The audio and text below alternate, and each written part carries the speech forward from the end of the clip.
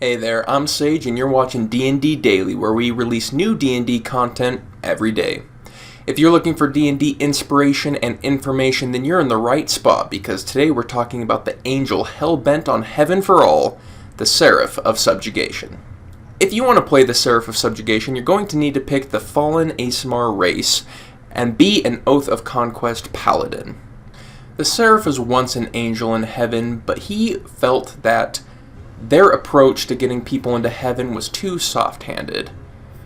Why wait for people to make the right choice when you can make them make the right choice? As such, he decided to come down to Earth to conquer the people and make them act righteously.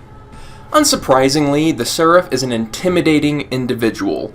He has a large presence, and it is a forceful presence. If he were to be in the room with you, you'd be in the corner of that room cowering. The Seraph would definitely call himself virtuous because he is dead set on eradicating all evil. However, humans in their gray areas might find him a lot less virtuous when he's stabbing them. The Seraph is dead set on eradicating evil, but he may have a misunderstanding. He hasn't lived on this planet very long. He doesn't understand what it's like to be human, so his vision of what evil is may be a little off. In combat, the Seraph uses either a halberd or a glaive for that juicy reach, or if you're feeling particularly spicy, throw on a whip. The Seraph of Subjugation's favorite tactic is to crush the spirit of his enemies by giving all of them the frightened condition. This has the extra bonus as an Oath of Conquest Paladin that's level 7 or higher, that if they're within 10 feet of the Seraph while they're frightened, they can't move. And you can sit there and wail on them from 10 feet away, and if they don't have a reach weapon, they can't hit back. Out of combat, the Seraph of Subjugation would be a constant bulwark against evil. If he sees evil, he's going to eradicate it.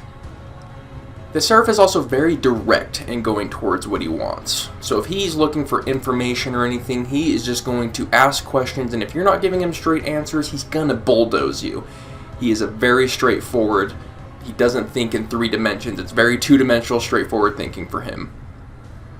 His number one tactic of getting information is intimidation. This man is intimidation incarnate. In the Seraph's downtime, he would likely be plotting world domination. The world is going to be a good place, and I'm going to make it. He would also be recruiting people into his religion, spelled CULT, and convince others to do the same thing he's doing. As mentioned before, the Seraph's key tactic is to bring terror to his enemies.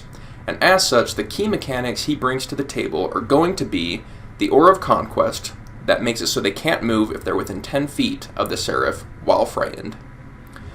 Going along with that, he has his Channel Divinity, Conquering Presence, which is an AoE frightening debuff, which just fits perfectly.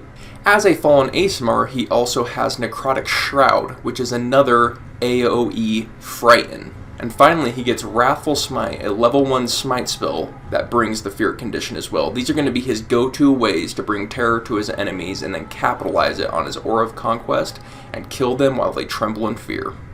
The weaknesses of the Seraph, although he wouldn't admit to having them, would be his personality is very rigid. He can't bend to someone else's way of thinking, and as such is not an adaptable character. He tries to do it his way, and if his way doesn't work, he's going to try to do it his way again. I would say his wisdom stat would be on the low side. He is also an overconfident character. He believes he can go into situations and come out on top, even though he might not be able to. And finally, he lacks ranged options. If he's fighting an enemy in the air, he's going to struggle with that. As an NPC, the Seraph of Subjugation has potential to be a big bad. He could have a whole bunch of cult followers who are trying to do the same thing he's doing, which is rid the world of evil, despite it kind of being an evil action that he's doing. So you could have him as the head of a cult, you could have him trying to conquer a town through fear and intimidation, and that town is really not an evil town, though he wouldn't see it that way. As a hero, we're going to want to tone down his viciousness towards evil and actually have it be accurate, that he's actually taking out evil as opposed to his perspective of evil.